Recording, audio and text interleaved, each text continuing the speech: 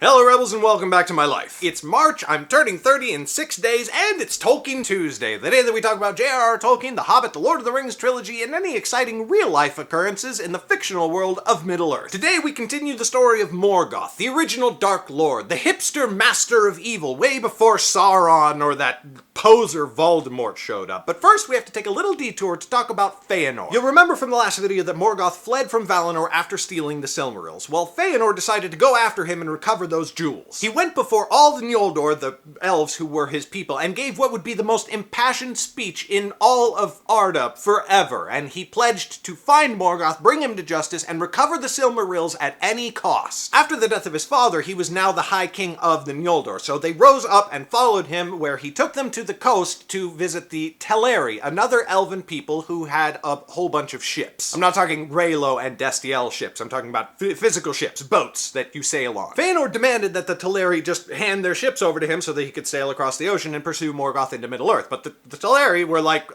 no. So Fëanor, being a little bit of a dick and being bound by his oath to get the Silmarils at any cost, attacked them. Now, Fëanor had a younger brother named Fingolfin who was following him with another army, so Fingolfin shows up to this battle where the Teleri and the Noldor are fighting. Now, he assumes that the Teleri attacked his brother, so he joins in and participates in the slaying of the Teleri. He did this not out of malice, like he thought this whole adventure was a bad idea from the first, but it's his older brother, he's now the High King, so he did it out of loyalty. The Teleri were slain and driven away, and Fëanor had his fleet. But then one of the Valar showed up, Mandos, the Valar, the god of the dead, basically. And he was not a happy person. Mandos stood before the Noldor and pronounced their doom. He said that wherever they went, they would be cursed by committing this first kinslaying, and that their quest would come to naught, that they would not defeat Morgoth because he was a Vala, and therefore more powerful than any host of elves. He promised that the quest would bring them nothing but ruin and destruction, and because they had pledged to recover the Silmarils at any cost, that cost would be terrible and would bring them endless pain and suffering. A lot of the elves were pretty freaked out by this, but Fëanor, being the type of guy that he was like,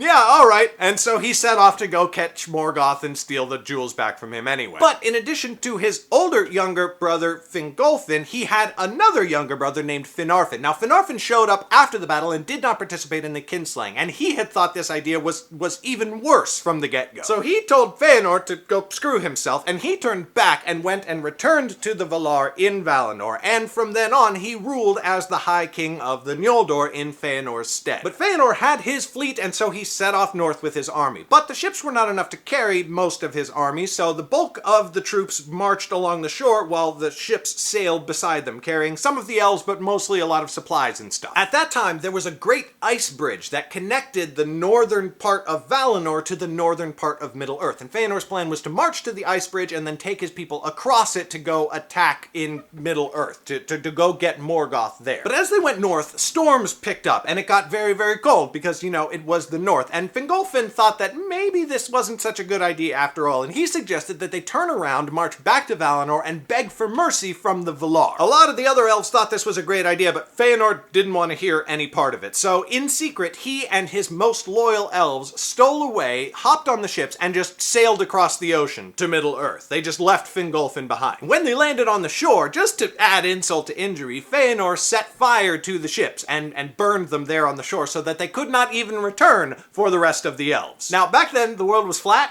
so Fingolfin and his elves, his elven army, could actually see the burning fires of the ships, and they knew that they had been betrayed and left behind. So some of the elves were just like, forget this, and they turned back and did beg for mercy from the Valar, and they got it, and they lived in Valinor happily ever after. But Fingolfin, now he was pissed off, and he wanted to march across the bridge anyway and go confront Fëanor for abandoning him. So he took his people across the ice bridge to Middle-earth, and the storms were terrible, many lives were lost, but in that host was Galadriel. Yes, that Galadriel. Don't worry, we're going to talk a lot about her later in later videos in this series. But meanwhile, in Middle-earth, Morgoth had received word that Fëanor and his army had landed upon the shore, so he sent forth armies to go and destroy them. But he sent forth armies made up of orcs. And back then, the elves were way more powerful than they were in the days of Middle-earth, so they just destroyed the orc army, just absolutely annihilated them, and what orcs had managed to survive fled back towards the fortress. Now Fëanor, again, being the kind of guy that he was, chased after them way too fast with just a tiny vanguard of troops. And as they drew near to the fortress and Morgoth saw that they had,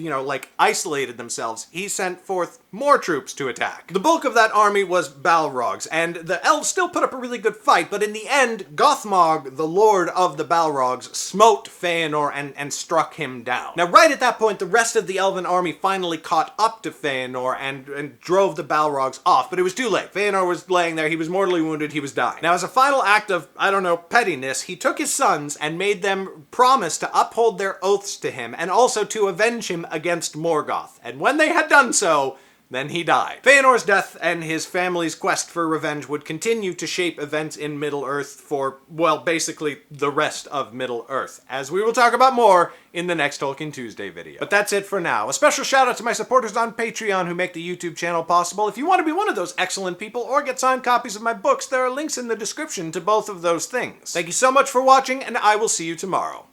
Bye!